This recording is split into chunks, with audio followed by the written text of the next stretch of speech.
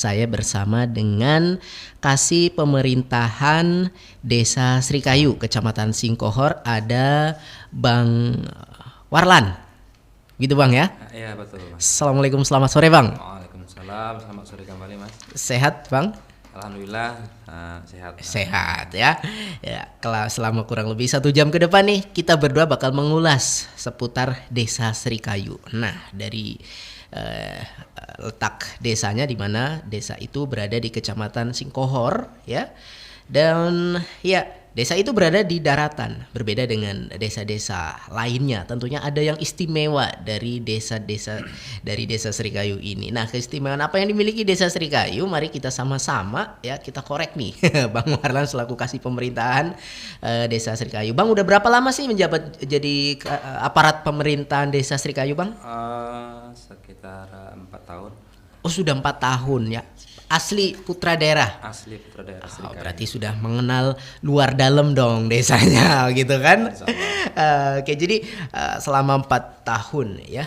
Untuk saat ini untuk kepala desanya PJ atau masih definitif, Bang? Masih definitif hingga tahun 2023. Oke. Pak Triyono ya? Iya betul. Pak Triyono ya kalau tidak salah. Sebenarnya saya berharap Pak Triyono yang duduk di sini nih, Bang. Beliau mungkin berhalangan hadir, Bang ya. Betul. Tadi ada juga pesan aman dari beliau. Iya. Beliau kurang sehat. Jadi makanya saya diutus kemari. Oke, walaupun bukan Pak Triyono tapi tetap nih orang kepercayaan beliau nih ya yang hadir di sini ya. Nah, ngomong-ngomong soal Desa Srikayu nih, Pak Kasih ya, boleh diceritain nih tentang Desa Srikayu, bagaimana geografisnya, bagaimana penduduknya di sana, kemudian mata pencariannya apa di sana gitu ya. Silakan Bang. Baik, kalau kita lihat dari segi geografis ya, seperti apa tadi Mas Davi bilang, alhamdulillah Srikayu itu terdiri dari daratan ya, hampir 90% itu daratan. Kemudian dari segi etnis kita didominasi dari 2 etnis ya, suku kita Jawa yang hampir keseluruhan tuh warga transmigrasi yang tahun 1984, kemudian etnis kita lokal kampung ya. Nah, itulah yang selebihnya mungkin ada pendatang, ada berapa persen tuh suku kita Aceh. Itu Mas. Jadi Desa Srikayu ini desa transmigrasi dulu. Betul Mas. Oh gitu. Jadi asli transmigrasi tahun 1984. Karena kan biasanya kalau desa transmigrasi ini agak berbeda dengan desa-desa lainnya. Kenapa? Karena kalau udah transmigrasi itu kan dari kementerian tuh. Bedanya bisa katakanlah dia kan ini pendatang nih dari Jawa gitu kan, idealnya gitu kan, suku-suku Jawa banyak di situ. Kemudian mayoritas di situ untuk mata pencahariannya apa Bang? 80% ya itu bisa kita bilang petani lah. Petani sawit. Petani sawit sama petani buah-buahan. Gitu. Kalau di Srikayu itu kan letaknya kan bersebelahan dengan HGU PT Nafasindo. Betul Mas, betul. Jadi itu apakah banyak masyarakatnya yang menjadi karyawan di situ gitu Bang ya, katakanlah. Baik, adalah sekitar ya bisa dibilang 10% atau 20% lah dari masyarakat yang punya penghasilan dari bekerja sebagai karyawan kebun sambil gitu bertani juga. Gitu. Iya, karena kalau transmigrasi ya identik dengan pertanian begitu Bang ya. Ya, untuk prioritas atau katakanlah visi misi dari pemerintahan desa saat ini yang dipimpin oleh Pak Triyono begitu ya, apa fokusnya, dana desanya kemana? Silakan Bang. Bicara visi misi ya, sesuai seperti apa yang telah tertuang dalam APBKM ya, APBKM RPJM lah. RPJM itu artinya kita buat selama mulai Bapak kepala itu duduk menjabat, itu dibuat RPJM, rencana pembangunan jangka panjangnya itu apa, program yang akan dibuat. Visi misi kita itu mewujudkan masyarakat yang sejahtera Mas, masyarakat sejahtera yang religius ya, yang berintelektual dengan mengedepankan khususnya bidang pertanian Mas. Itu bicara soal visi misi. Kemudian berbicara dengan strategi ya, strategi visi misi ya, kita tidak ada strategi khusus sih, tidak ada strategi khusus. Yang jelas kita melaksanakan visi misi itu menganggarkan dana desa itu tidak lepas dari 4 pilar ya, yaitu bidang pemberdayaan, bidang pembangunan, bidang penyelenggaraan pemerintah dan bidang pembinaan, begitu. Dengan tidak menyalahi aturan-aturan dan regulasi yang ada, Mas. Oke. Nah tadi 4 bidang ya yang menjadi fokus untuk dana desa di Setrikayu. Kita tahu kan 2 tahun belakang ini kan kita COVID nih Bang. Betul. Otomatis infrastruktur berkurang begitu ya katakanlah. Kemudian yang lebih diutamakan untuk penanganan COVID ataupun pemberdayaan. Itu gimana tuh Bang kalau di Desa Setrikayu? Tetap Mas, tetap kita laksanakan infrastruktur karena begini Mas, di tahun 2021 ya, kita tiap anggaran itu kan keluarnya per tahun Mas. Jadi tahun 2021 kemarin kita sudah mengadakan perencanaan bagaimana anggaran untuk tahun 2021. Terlepas dari itu kita juga tidak boleh menyalahi aturan. Ada aturan bahwasanya kita dalam penganggaran itu kita harus melibatkan masyarakat. Artinya kita mengundang seluruh masyarakat. Kita mengadakan musyawarah dusun, mau kemana uang kita pakai. Kemudian masyarakat membuat usulan, kan begitu kita adakan musyawarah dusun. Kemudian kita adakan musyawarah di desa. Disetujui bahwasanya kita adakan infrastruktur yaitu ada 4 item untuk tahun ini kan begitu. Berbicara COVID-19, pemerintah memang membuat kebijakan ya, ada aturan, ada perbup itu bahwasanya kita harus untuk menyalurkan dana bantuan langsung tunai ya BLT masyarakat. Ya BLT betul. Khususnya bagi mereka-mereka yang terimbas COVID lah, yang mata pencariannya yang terputus dan lain sebagainya sesuai dengan aturannya.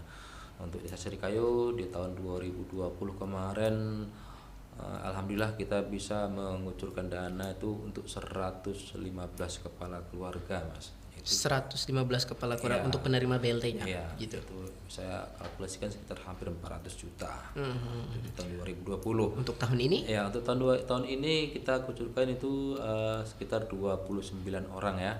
29 orang karena berbeda di tahun 2020 itu tidak sampai setahun ya. Di awal peraturannya tidak seperti itu. Di 2021 ini kita harus anggarkan selama setahun. Setiap bulan dapat itu. Itu penerimanya dari 29 itu aja selama setahun atau berubah-berubah setiap bulannya? Itu aja Mas. Itu aja ya. Karena begini, kita melalui penyaringan ya. Cuman begini, peraturan pemerintah juga tidak bisa kita apakan. Artinya begini, jika di bulan ini kita sekarang 29, jika di bulan ke depan itu memang ada yang layak lagi, kan itu ada koreksi Mas, ada revisi, kan begitu. Memang bulan depan harus kita rubah atau kita tambah atau kita kurangin, tidak masalah. Oh, enggak masalah ya. Artinya nggak terpaku dengan yang penerima yang 29 tadi begitu ya. Kalau misalnya memang dinilai dalam perjalanannya tidak layak gitu kan, atau sudah mampu begitu ya, diganti dengan yang layak begitu ya. Oke, artinya itu pun berdasarkan musyawarah tentunya. Musyawarah ya. Melibatkan semua perangkat desa, semua masyarakat, BPG, tokoh masyarakat, semua lah Mas. Begitu. Oke, tidak terlepas dari BLT. BLT itu kan udah memang menjadi sebuah prioritas pemerintah begitu ya, katakanlah 1 tahun ya. Di samping itu apa pemberdayaan lain? Ini otomatis kan COVID ini banyak difokuskan untuk pemberdayaan. Untuk saat ini pemberdayaan ya, terkhusus di bidang kesehatan atau COVID itu kita buat posko PPKM ya, posko PPKM, di mana di situ kita pihak pemerintah desa itu diapakan untuk merevius dana itu 8% dari dana desa. Itu untuk periode 1 tahun keberlangsungan atau hanya 1 tahun Mas? Oh 1 tahun saja ya. Itu pemerintah desa itu harus menyisihkan dana 8% dari dana desanya untuk penanggulangan COVID, termasuk posko PPKM. Nah di situ posko PPKM itu di situ kita buat sebuah tim, di mana tim itu nanti terlibat itu ada Babinsa, Babin Kamtipmas, pihak kesehatan, pemuda, tokoh masyarakat, kita libatkan semuanya, kita buat tim. Nah di situ dibagi, ada tim penanggulangan, ada tim pencegahan begitu, dan kita ada juga jadwal untuk apanya, untuk piketnya kan begitu kan. Nah di situ kita itu Ya untuk saat ini ya kita fokus kepada karena PPKM kita fokus kepada pendataan kalau ada masyarakat yang baru masuk atau berpergian jauh, itu kita data, kita laporkan kepada pihak kesehatan untuk dicek kan begitu. Nah jika memang ada yang seperti kemarin ada terkonfirmasi itu 2 positif itu ya, benar. Di situ kita aktif kan gitu untuk melakukan tracking ya bersama petugas kesehatan dari kecamatan, ada pendampingan dari Babin Kamtibmas dan Babinsa, seperti itu. Artinya dalam hal ini posko PPKM terus berjalan. Karena begini Bang Warlan dan teman-teman Ekstramania semua juga ya, menjadi catatan kita bersama ya. Kalau ada nih beberapa posko yang katakanlah tidak berjalan, jadi kurang efektif begitu Bang ya. Walaupun memang sudah dialokasikan dana sekitar 8% dari anggaran dana desanya gitu kan. Tetapi di Desa Srikayu tetap sampai sekarang Bang ya. Sampai sekarang. Karena ini seperti kemarin disampaikan oleh Pak Bupati ya, di mana bagian terkecil untuk penanganan COVID ini ya PPKM di desa begitu Bang ya. Dan alhamdulillah ternyata di Desa Srikayu masih tetap berjalan hingga saat ini ya. Terbukti dengan itu tadi ya, sudah ada 2 kasus kemudian dilakukan tracing dan seluruh satgas begitu Bang ya, bahkan semprot disinfektan nggak Bang? Disinfektan. Oke, baik. Nah, ini yang perlu menjadi perhatian kita bersama dan juga perhatian perangkat desa yang lain ya, bahwasanya untuk pencegahan, apalagi kita sampai sekarang kalau tidak salah masih zona oranye ya, walaupun kemarin sudah beralih dari merah ke oranye begitu Bang ya. Ya, sudah masih zona oranye dan ini masih zona yang cukup mengkhawatirkan jikalau kasus terus beranjak naik begitu kan, bukan tidak mungkin gitu kan bisa kembali ke merah. Tapi dengan adanya posko PPKM di desa ya, Pak Bang Warlan dan teman-teman yang lainnya perangkat desa Srikayu, ini bisa tertekan begitu ya penanganannya, kemudian pencegahannya bisa dilakukan. Nah itu tadi. Sedikit lagi yang perlu ditambahkan Mas. Ini untuk besok. Besok itu hari Selasa ya. Kita ada pekan di Srikayu. Jadi melalui siaran radio juga saya himbau kepada masyarakat yang mendengar untuk besok datang ke pekan, karena kita besok ada sosialisasi tentang COVID, ada pembagian masker dan lain-lain sebagainya. Jadi bagi masyarakat yang mendengar mohon hadir untuk ke pekan ya, sambil belanja. Nih dia ya. Luar biasa. Terus kalau urusan vaksin gimana Bang? Antusiasnya di masyarakat di Desa Srikayu Bang sejauh ini? Yang vaksin sih sudah kita belum bisa presentasikan berapa ya. Yang jelas kita tetap ikuti aturan pemerintah lah. Apalagi sekarang ada aturan bahwasanya untuk bagi penerima yang bantuan, baik itu dari desa maupun dari pemerintah, BLT, Bansos, PKH dan lain, memang harus divaksin begitu ya.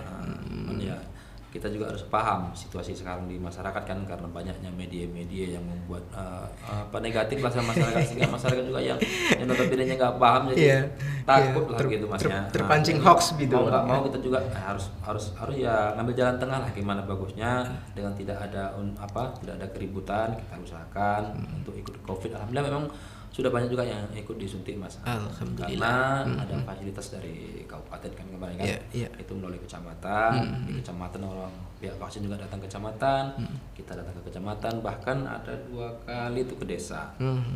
Pihak pemerintah itu memfasilitasi kan, ke dokternya semua itu datang ke desa dan kita hanya mengundang masyarakat. Cuman hanya ada juga lah memang masyarakat yang masih takut. Ya kita wajar-wajar aja kan. Bang, untuk keterlibatan masyarakat akan pengelolaan dana desa, perencanaan, kemudian pengawasannya itu bagaimana? Apakah masyarakat di sana proaktif Bang untuk dana desa ini? Bicara keterlibatan itu memang harus ya Mas. Itu satu keharusan. Karena ini kan dana desa ini ya notabene kan uangnya rakyat, uangnya masyarakat. Kita hanya ya bisa dibilang perpanjangan tangan saja. Artinya di situ kita harus bagi masyarakat. Makanya mulai dari perencanaan ini ya, perencanaan kita kok di desa itu namanya musdus, musyawarah dusun gitu ya. Kita kumpulkan semua kepala dusun, karena ya dusun ini bisa kita bilang yang ujung tombaknya pemerintahan. Kok di desa itu karena mereka yang langsung bersentuhan dengan masyarakat, mereka yang paham dengan karakter dan sebagainya masyarakatnya masing-masing. Kita bagi kepala dusun, kita rapatkan di dusun masing-masing. Kira-kira apa yang mau kita rencanakan tahun ini, di bidang pembangunan apa, di bidang apa, pembinaan apa, pemberdayaan apa, seperti itu. Di samping itu juga kita juga nggak lepas dari peran BPG ya. Kita juga ada BPG, permusyawaratan kampung ya. DPR-nya kampung DPR gitu ya. Kampung. Nah di situ kan itu kan mitra kita. Benar. Sekaligus badan pengawas di desa. Artinya di sini bisa dibilang ya memang masyarakat berperan aktif lah untuk saling mengawasi lah untuk roda pemerintahan di desa.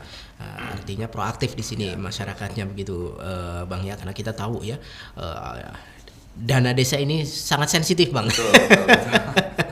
Sangat sensitif, apalagi urusannya dengan orang banyak begitu kan, salah-salah sedikit gitu kan, wah apa tuh gitu kan. Nah disinilah peran masyarakat ya, peran dari warganya untuk bagaimana memberikan pengawasan begitu. Artinya pemerintahan desa, aparat desanya juga tidak anti terhadap mungkin mengingatkan begitu masyarakatnya begitu, Bang ya. Ya betul, Mas.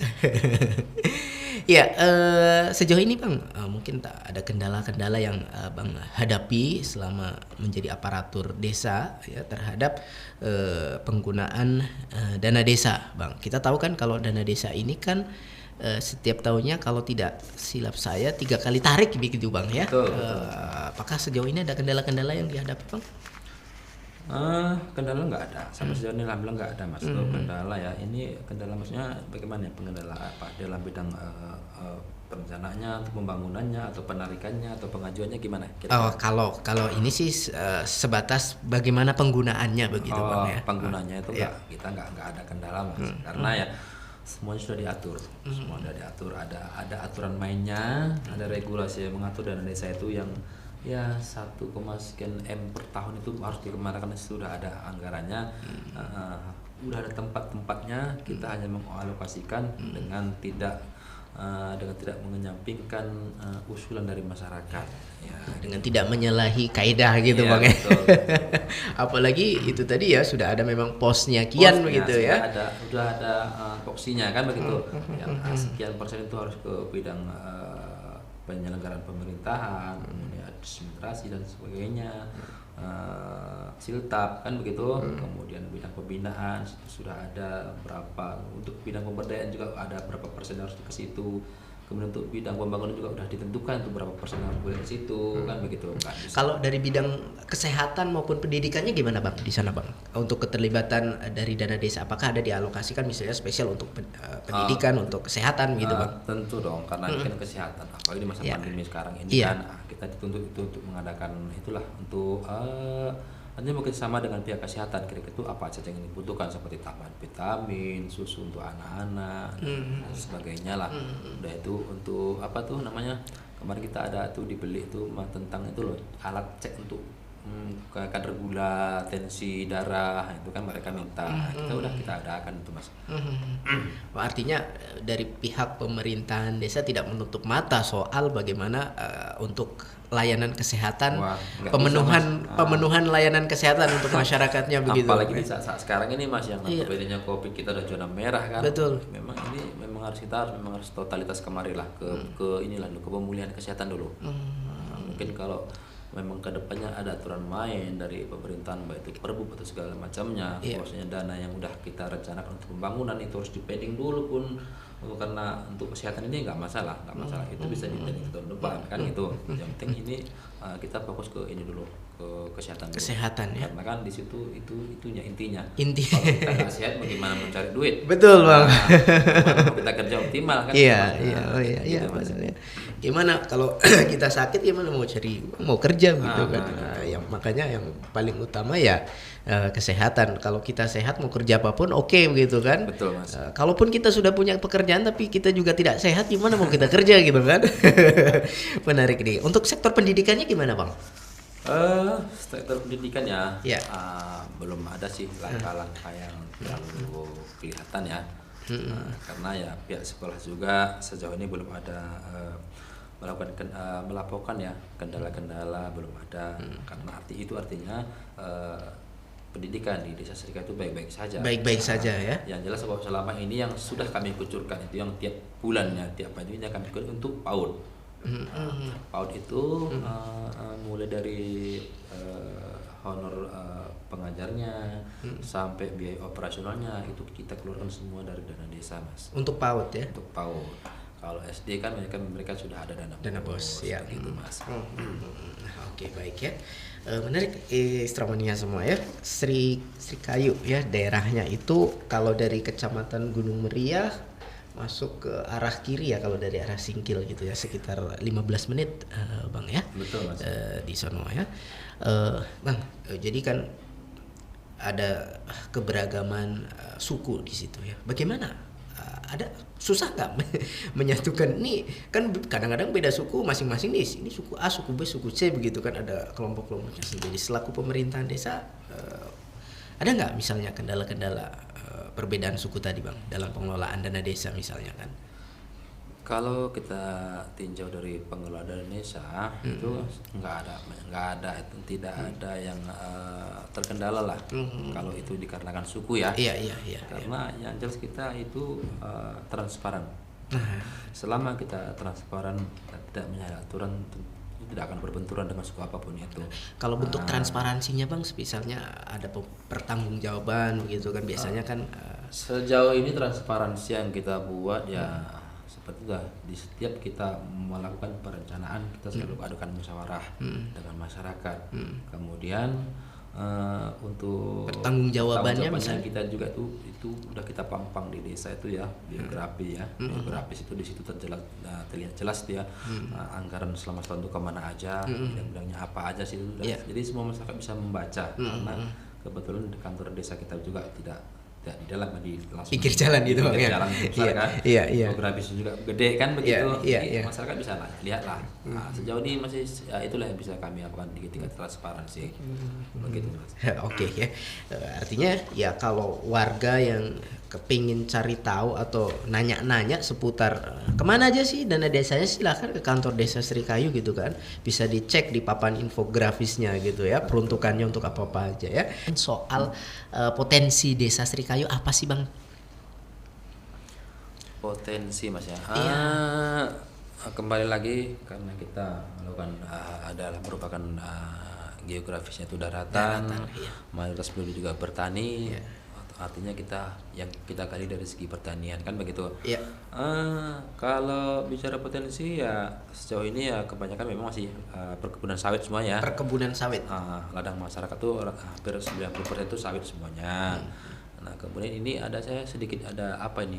Saya pengen ini buat apa ini? Buat inovasi lah. Ya. Karena ini di setahun belakangan ini. Karena saya juga termasuk ketua kelompok tani di sana ya. Itu rekan-rekan ini sekarang bergerak di bidang tani buah-buahan Mas. Saya optimis nggak lama lagi lah. Bahkan sekarang juga udah mulai start ini. Artinya start begini. Rekan-rekan para pejuang petani buah ya. Ini sekarang udah banyak yang menanam buah. Bukan menanam, panen. Udah manen Bang. Udah manen. Jadi untuk ya para pendengar Ekstramania ya, pengen merasakan buah naga seperti buah naga, ada buah anggur, itu bisa langsung datang ke desa Srikayu ya, silahkan. Itu icip-icip. Itu dari warganya Bang? Dari warganya. Itu ditanam di samping-samping rumah gitu Bang? Di samping rumah, di belakang rumah, bahkan mereka udah sampai order sampai keluar, gitu kan. Memang skalanya masih ratusan kilo lah, belum ton kan begitu. Karena di sini ada bukan 1-2 orang kan, alhamdulillah udah ada kita 10 lah pengelolanya pribadi ya. Masyarakat pribadi itu mengelola kebunnya buat di samping. Dulu memang itu lahan tuh sawit, di pekarangan tuh sawit, cuma ditumbang semuanya dibuat buah. Mereka pengen sesuatu yang lebih lah, sesuatu yang beda lah, berbeda kan, gitu kan. Sawit kalau sawit mungkin cukup di ladang. Artinya kan mereka coba bercocok tani dengan buah-buahan. Alhamdulillah dengan mereka belajar dari YouTube, dari rekan-rekan di grup-grup itu. Mereka sekarang maju Mas. Buah naganya sudah tiap minggu panen. Jadi itu saya rasa itu bisa satu potensi yang bisa digali kan begitu. Kemudian untuk kedepannya juga saya punya inovasi, saya mau buat apa rencana Mas ini. Wisata buah. Iya, betul, wisata buah. Karena begini, di Srikayu itu kita punya fasilitas umum. Tanah fasilitas umum di Srikayu itu sangat luas.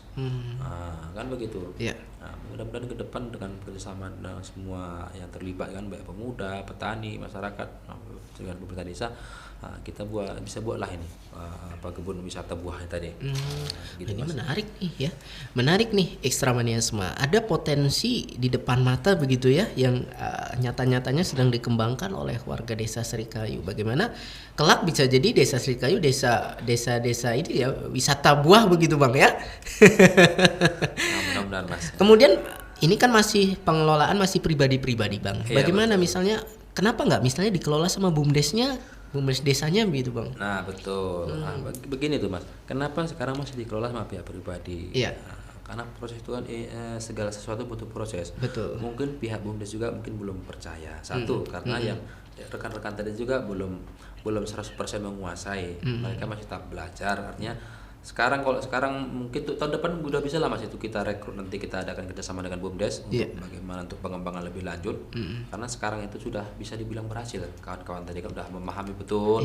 Bahkan itu salah satu rekan saya itu, anggota kita di kelompok tani itu, dia udah bisa menciptakan pupuk organik, pupuk apa namanya ini, udah itu memang buktinya atau yang udah bisa kita aplikasikan ke tanaman. Masalahnya belum ada labelnya. Gitu. Tapi kalau khasiatnya sudah oke, kenapa enggak gitu Bang ya kan? Betul.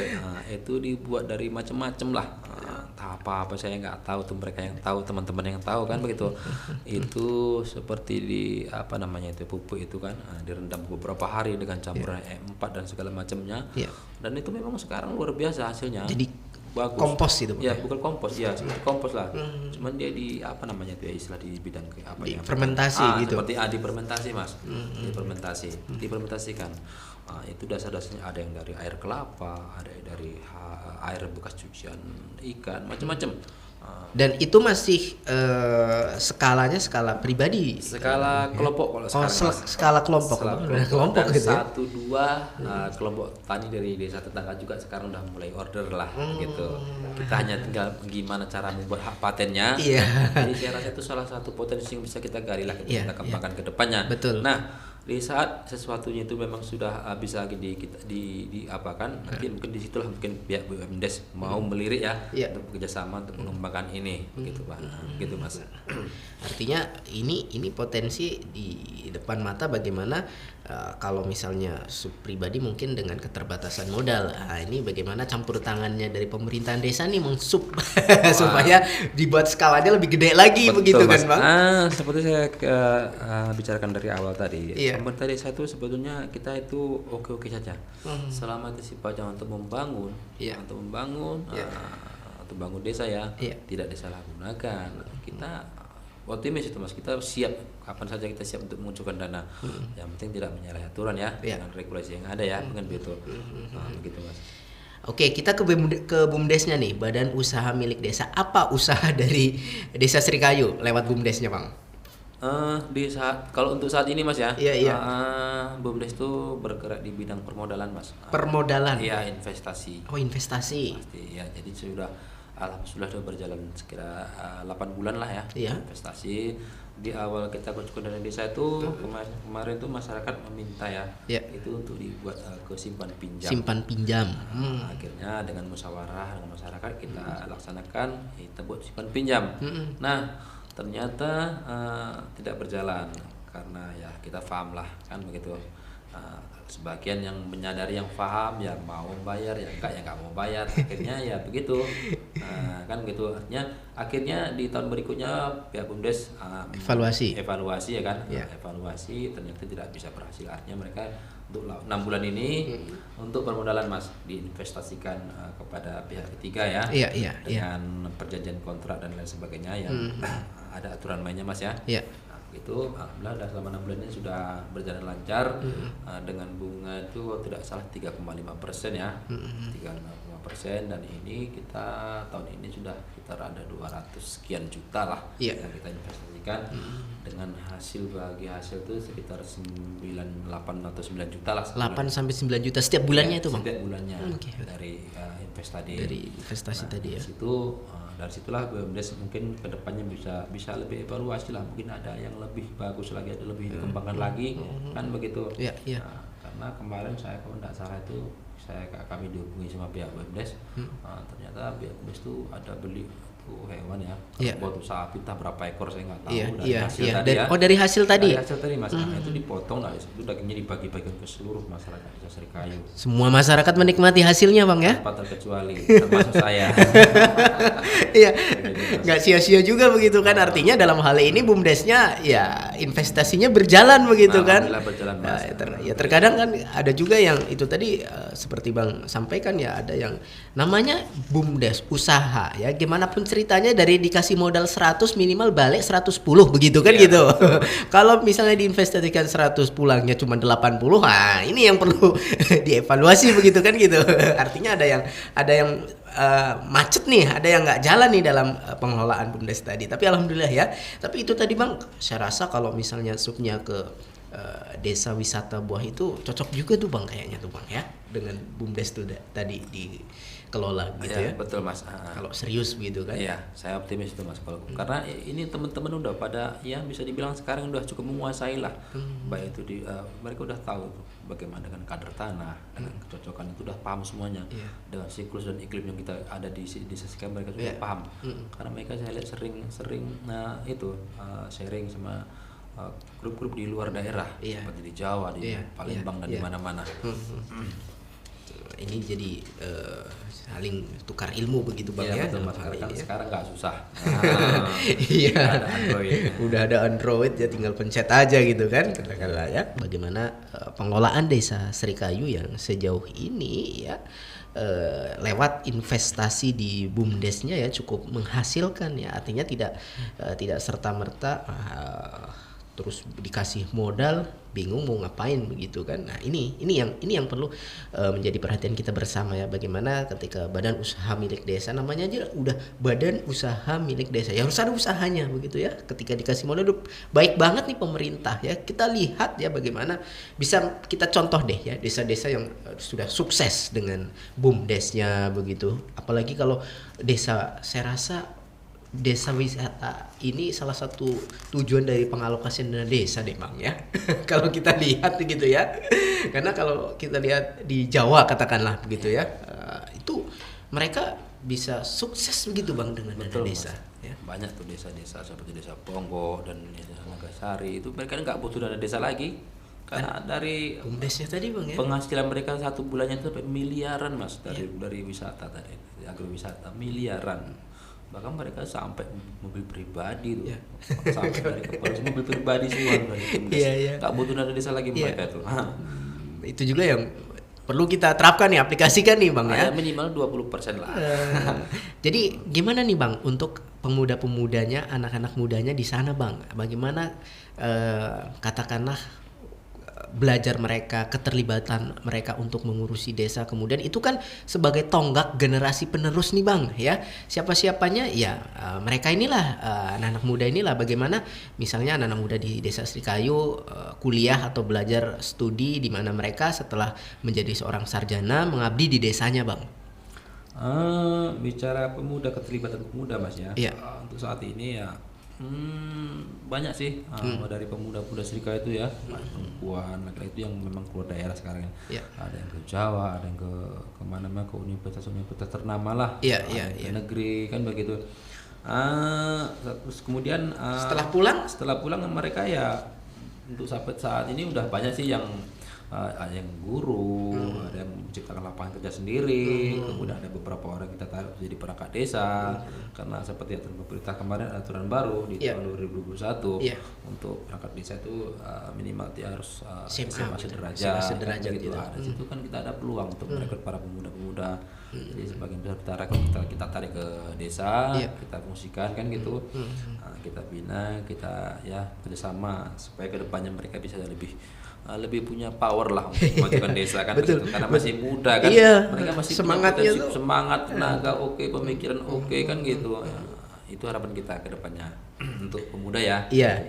Nah, ini menarik nih, Ekstra Manis Matiga, keterlibatan pemuda dalam hal ini ya. Udah merantau jauh-jauh sekolah misalnya, tinggal aplikasikan di desanya.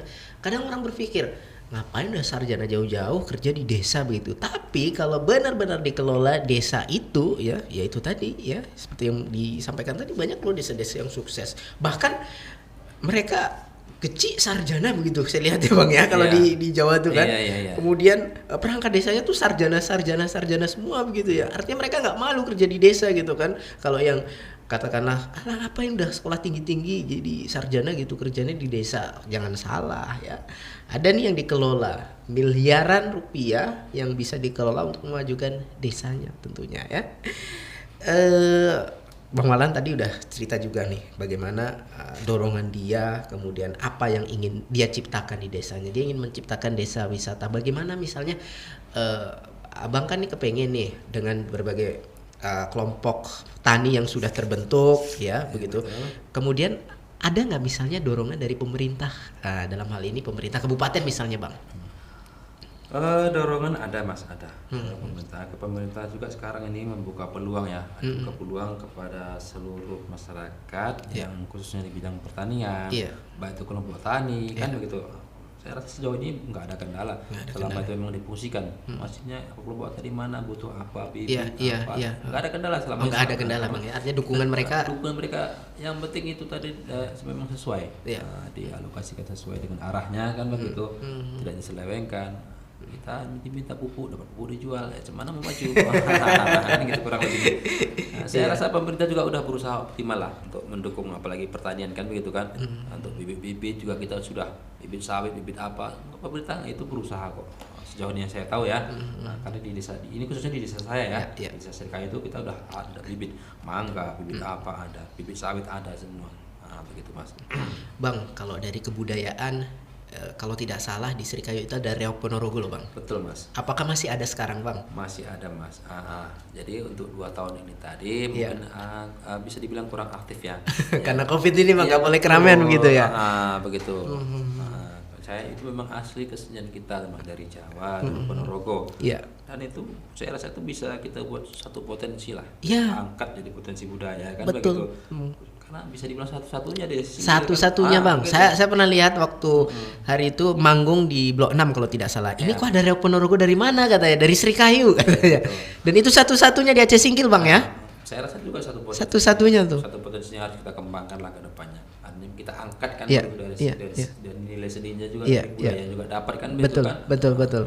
Mudah-mudahan kedepannya ini COVID bisa cepat berlalu biar bisa tampil lagi. Betul. Tapi walaupun COVID kan tetap latihan Bang di sana Bang ya. Latihan. Itu punya pribadi atau siapa Bang? Itu punya kelompok. Oh kelompok Kelompok paguyuban ya. Kelompok seni budaya. Yang khususnya kita suku Jawa dan untuk suku kita lokal juga ada keseniannya, ada kelompoknya gitu masing-masing. Gitu. Tuh ekstra manis semua warga Aceh Singkil yang penasaran dengan Reok Ponorogo, kalau cuma lihat di TV atau di YouTube aja kurang puas. Ini sebenarnya ada di desa Serikayu, namun karena memang kondisi sedang pandemi gitu kan, jadi lebih kurang aktif begitu katakanlah. Tapi kalau sudah pandemi berakhir, orang hajatan biasanya Bang ya, hajatan atau acara-acara seremonial pemerintah biasanya begitu ya. 17 Agustus atau perayaan hari ulang tahun desa. Pertunjukannya itu Bang ya. Itu malam hari ya? Siang hari. Siangnya. Kemudian nih Bang, kalau tidak silap saya pada waktu itu ada pembukaan kegiatan replanting di desa Serikayu, dan kemudian ya kalau tidak salah dari potongan-potongan pohonnya itu dibuat gula dari batang sawit itu Bang. Iya nggak Bang? Iya itu betul Mas. Sekarang masih ada nggak nih? Masih ada, alatnya juga masih ada. Nah kemarin itu di awalnya itu memang mereka cukup antusias ya, rekan-rekan yang menggunakan pohon sawit itu untuk diolah gulanya. Mereka bisa menciptakan ratusan kilo per hari. Nah kendalanya itu di pemasaran Mas, di marketing. Karena ternyata pihak pengelola ini kesulitan untuk masyarakat untuk marketing karena untuk penampungnya belum ada. Ya. Jadi mereka hanya menjual secara menjual di pasar saja. Artinya untuk kebutuhan pasar tadi kita bisa takar lah berapa lah gitu ya. Gitu. Apalagi pasarnya juga seminggu sekali. Gitu.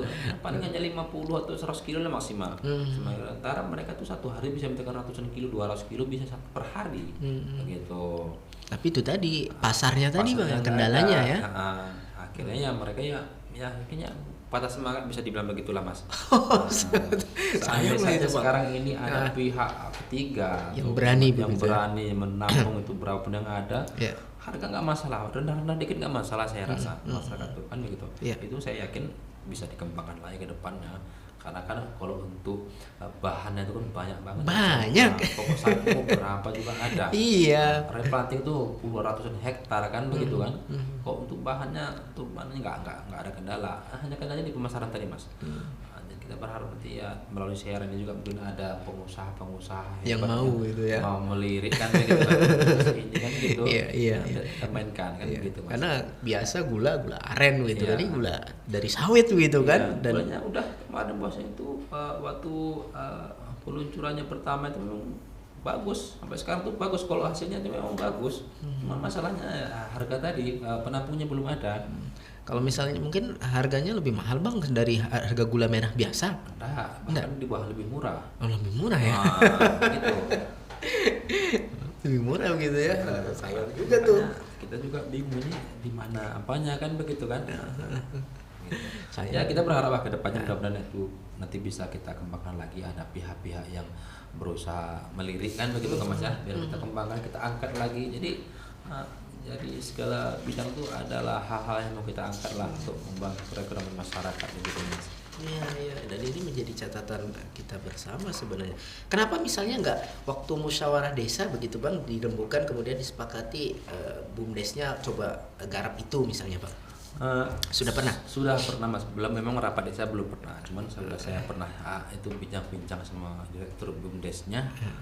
Itu kembali lagi ke pemasaran. Kalau soalnya orang pihak BUMDes belum mampu menampung berapa pun, toh orang BUMDes nggak bisa memasarkan yang sama aja. Mereka mau dibuat kemana tuh gula kan begitu Mas.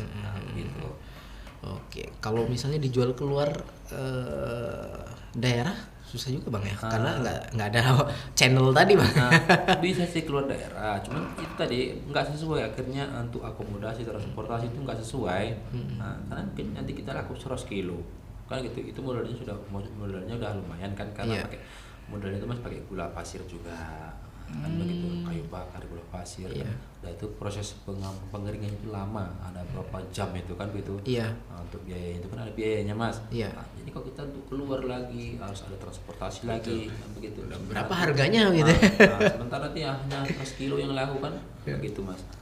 Susah juga jadinya tuh. Oke, Bang Malan, sebelum saya tutup perbincangan kita pada sore hari ini, mungkin apa pesan dari Abang untuk masyarakat di desa, kemudian apa harapan kedepannya begitu untuk kemajuan desa Abang tentunya. Silakan Bang. Pesan ya, kalau pesan sih gimana ya sama terhadap masyarakat semuanya ya. Kita berharap di sini mudah-mudahan COVID ini cepat berlalu. Kemudian kita berharap semua masyarakat lah tanpa terkecuali, tanpa ada kotak-kotakan, tanpa ada intervensi. Ya, mari kita bergandengan tangan, bekerja sama membuat desa Serikaya itu lebih maju, kan begitu, lebih maju, lebih mandiri. Karena kita tahu kita banyak potensi kan begitu. Harapannya ke depan ya mudah-mudahan ya walaupun tidak 10 atau 20% ya 5% tidak masalah lah. Mungkin kita Serikaya itu bisa menjadi desa mandiri lah. Seperti desa-desa di luar sana yang saat ini notabene nggak butuh dana desa lagi kan begitu Mas. Benar ya, menarik nih ya. Terus itu tadi dari segi pertanian, jadi melalui siaran Extra FM juga saya sampaikan kepada seluruh masyarakat Aceh Singkil pada khususnya. Jadi hitung-hitung promosi Mas ya. Iya, silakan. Pas banget nih kan. Jadi kesempatan kesempitan ya kan gitu. Jadi untuk masyarakat para pendengar sekalian, ini untuk di Serikayu ya. Mungkin dari sekian yang pendengar tuh hobi tani buah. Jadi melalui siaran ini kami informasikan bahwa desa Serikayu sudah siap mengadakan bibit ya.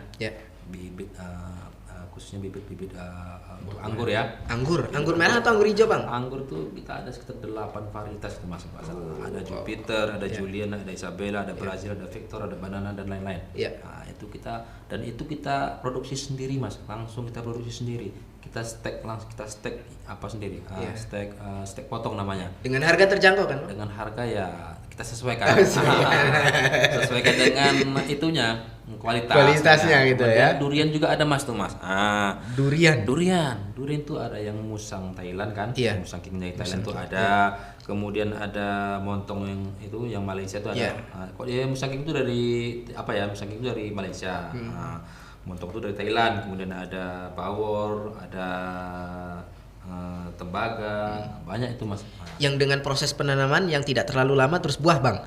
Ya gitulah Mas, karena ini kan super ini Mas. Super. Kita ambil itu langsung stek Mas, kita ambil pohon yang tua, itu langsung stek potong, bukan dicangkok ya, stek potong, itu langsung stek potong diikat dengan metode orang tua yang paham, kawan-kawan yang paham itu bisa. Jadi itu dari segi pertanian ya. Kemudian yang pengen mencicipi buah naga, buah jambu ya, jambu air. Yang merah itu ya? Yang merah ada, yang hijau ada, yang putih ada. Silakan datang ke Desa Serikaya. Itu dari segi pertanian. Kemudian kita juga sedikit ada apa nih? Gimana ya? Ya bisa dibilang sedikit lebih maju lah dari desa yang lain kan gitu kan? Iya. Alasannya ada Mas. Alasannya ada. Kenapa bisa bilang lebih maju? Ya pertama di desa Serikaya itu kan untuk geografisnya paling luas. Dibanding desa-desa tetangga tuh. Di desa Serikaya udah ada pasar. Ada sekolahnya juga, ada PAUD, SD, SMP ada tuh, TPA ada. Kemudian untuk pustunya juga udah ada, pustu kesehatan udah ada, fasilitas umumnya juga lengkap kan begitu kan. Itu kan satu kelebihan sebenarnya kan begitu. Nah ini di bidang industri Mas, yang di bidang industri itu, ini ajang promosi juga ujung-ujungnya nih Mas ya. Nggak apa-apa lah kesempatan. Jadi gini tuh para rekan-rekan pendengar sekalian, di Desa Serikaya ya, ini sekedar informasi. Mungkin karena kita di Serikaya sudah ada bisa dibilang industri ya, industri kecil lah, industri menengah, industri keluarga lah. Kita sudah mampu menciptakan pakaian Mas, pakaian baik itu mau pakaian dinas, instansi mana aja bisa, kan itu punya pakaian sekolah Mas, boleh batik-batik sekolah, nah itu kan, itu dengan logo dan apa segala semua kita bisa kerjakan. Lengkap di situ Bang, satu tempat, alatnya sudah lengkap, tempatnya sudah lengkap. Dengan pekerja-pekerja yang udah alhamdulillah andal kan begitu. Nah, jadi kita harga bersaing, kualitas bersaing. Nah, ini sebetulnya ini hal yang harus kita kembangkan. Itu apa namanya, penjahit gitu Bang? Iya, banyak. Ini kelompok Mas. Kelompok. Kelompok penjahit. Kemarin di tahun 2026 itu saya mengajukan proposal ya ke kementerian. Enggak tembus 2017, saya usulkan lagi enggak tembus 2018 awal baru tembus ke kementerian itu kan.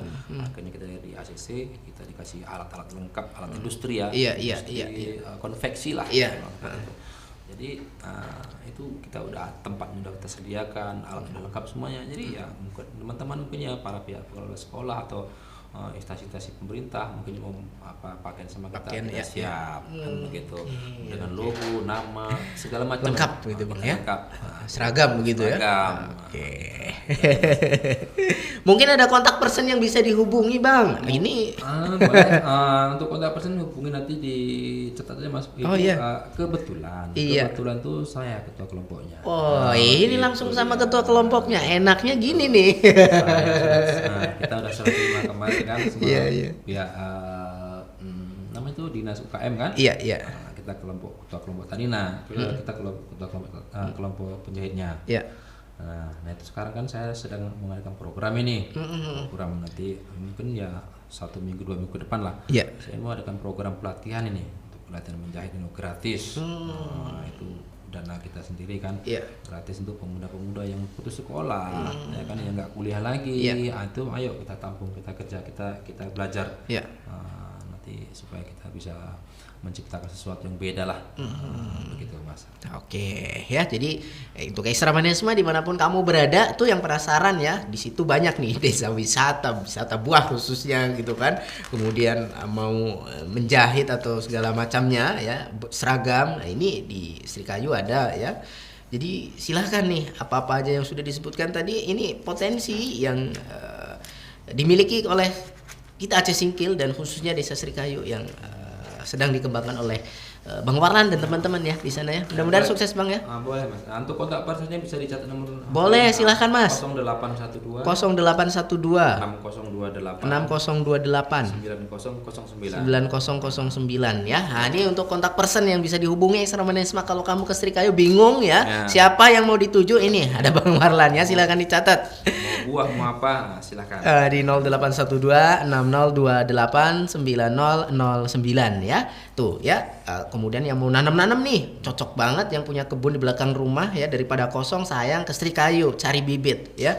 Varian durian macam-macam, anggur juga, jambu lagi itu ya. Menarik nih Extra Manisma ya. Udah kayak dinas pertanian aja nih Bang ya.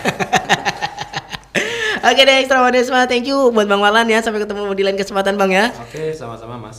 Oke deh Extra Manisma, itulah tadi kebersamaan kita di sore hari ini di Desa Menyapa bersama Bang Warlan ya, selaku Kasih Pemerintahan Desa Srikayu di Kecamatan Singkohor. Desa Menyapa hadir setiap Senin, Rabu, Kamis, dan Jumat dari pukul 17 hingga pukul 18 waktu Indonesia bagian Barat. Desa Menyapa, inovasi bangun desa dengan transparansi. Davi pamit. Assalamualaikum warahmatullahi wabarakatuh. Selamat sore dan sampai jumpa.